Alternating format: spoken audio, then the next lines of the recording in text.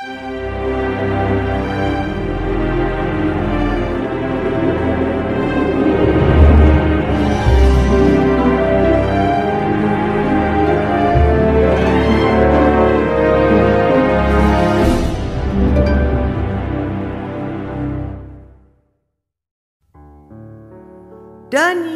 6. Gua Singa.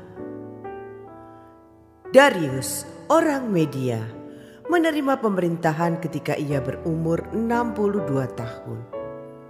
Lalu berkenanlah Darius mengangkat 120 wakil-wakil raja atas kerajaannya. Mereka akan ditempatkan di seluruh kerajaan. Membawahi mereka diangkat pula 3 pejabat tinggi, dan Daniel adalah salah satu dari ketiga orang itu. Kepada merekalah para wakil-wakil raja harus memberi pertanggungan jawab supaya raja jangan dirugikan. Maka Daniel ini melebihi para pejabat tinggi dan para wakil raja itu, karena ia mempunyai roh yang luar biasa. Dan raja bermaksud untuk menempatkannya atas seluruh kerajaannya. Kemudian para pejabat tinggi dan wakil raja itu mencari alasan dakwaan terhadap Daniel dalam hal pemerintahan.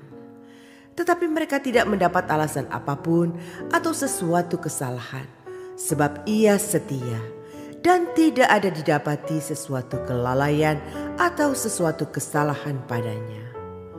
Maka berkatalah orang-orang itu, kita tidak akan mendapat suatu alasan dakwaan terhadap Daniel ini, kecuali dalam hal ibadahnya kepada Allahnya.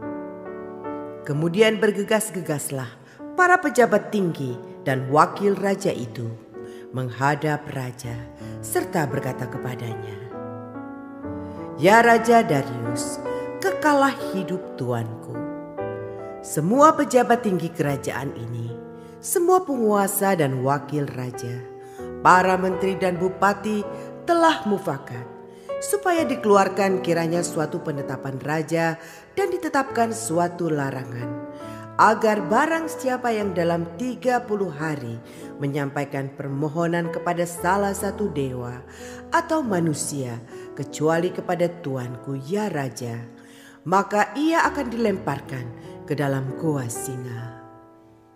Oleh sebab itu ya raja, keluarkanlah larangan itu dan buatlah suatu surat perintah yang tidak dapat diubah menurut undang-undang orang Media dan Persia yang tidak dapat dicabut kembali."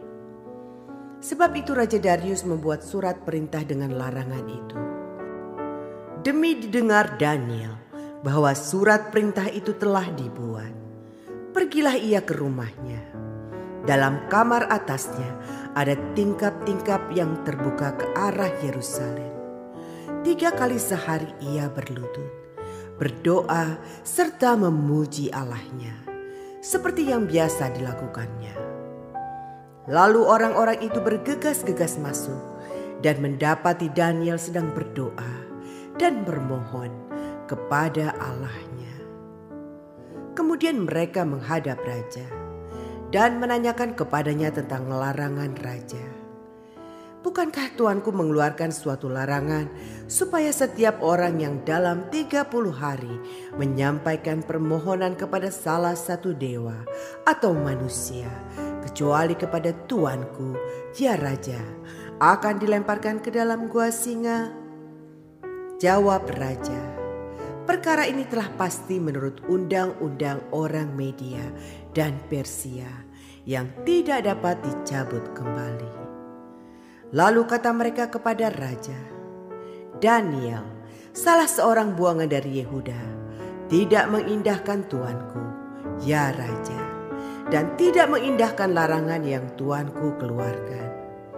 Tetapi 3 kali sehari ia mengucapkan doanya." Setelah raja mendengar hal itu, maka sangat sedihlah ia, dan ia mencari jalan untuk melepaskan Daniel. Bahkan sampai matahari masuk, ia masih berusaha untuk menolongnya. Lalu bergegas-gegaslah orang-orang itu menghadap raja, serta berkata kepadanya, "Ketahuilah ya raja, bahwa menurut undang-undang orang Media dan Persia, tidak ada larangan atau penetapan yang dikeluarkan raja yang dapat diubah." Sesudah itu raja memberi perintah. Lalu diambillah Daniel dan dilemparkan ke dalam gua singa. Berbicaralah raja kepada Daniel, "Allahmu yang kau sembah dengan tekun, dialah kiranya yang melepaskan engkau." Maka dibawalah sebuah batu dan diletakkan pada mulut gua itu. Lalu raja mencap itu dengan cincin materainya dan dengan cincin materai para pembesarnya, supaya dalam hal Daniel tidak dibuat perubahan apa-apa. Lalu pergilah raja ke istananya dan berpuasalah ia semalam-malaman itu. Ia tidak menyuruh datang penghibur-penghibur dan ia tidak dapat tidur. Pagi-pagi sekali ketika fajar menyingsing, bangunlah raja dan pergi dengan buru-buru ke gua singa. Dan ketika ia sampai dekat gua itu, berserulah ia kepada Daniel dengan suara yang sayu. Berkatalah ia kepada Daniel, "Daniel, hamba Allah yang hidup, Allahmu yang kau sembah dengan tekun, telah sanggupkah ia melepaskan engkau dari singa-singa itu?" Lalu kata Daniel kepada raja, "Ya raja, kekallah hidupmu. Allahku telah mengutus malaikatnya untuk mengatup mulut singa-singa itu, sehingga mereka tidak mengapa-apakan aku. Karena ternyata aku tak bersalah di hadapannya, tetapi juga terhadap tuanku, ya raja. Aku tidak melakukan kejahatan." Lalu sangat sukacitalah raja, dan ia memberi perintah supaya Daniel ditarik dari dalam gua itu. Maka ditariklah Daniel dari dalam gua itu, dan tidak terdapat luka apa-apa padanya, karena ia percaya kepada Allahnya. Raja memberi perintah, lalu diambillah orang-orang yang telah menuduh Daniel, dan mereka dilemparkan ke dalam gua singa, baik mereka maupun anak-anak dan istri-istri mereka. Belum lagi mereka sampai ke dasar gua itu, singa-singa itu telah menerkam mereka, bahkan meremukan tulang-tulang mereka. Kemudian Raja Darius mengirim surat kepada orang-orang dari segala bangsa, suku bangsa dan bahasa yang mendiami seluruh bumi. Bunyinya, "Bertambah-tambahlah kiranya kesejahteraanmu. Bersama ini kuberikan perintah bahwa di seluruh kerajaan yang kukuasai, orang harus takut dan gentar kepada Allahnya Daniel. Sebab dialah Allah yang hidup, yang kekal untuk selama-lamanya. Pemerintahannya tidak akan binasa dan kekuasaannya tidak akan berakhir. Dia melepaskan dan menolong dan mengadakan tanda dan mujizat di langit dan di bumi.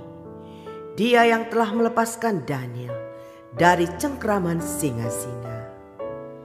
Dan Daniel ini mempunyai kedudukan tinggi pada zaman pemerintahan Darius dan pada zaman pemerintahan Kores, orang Persia itu.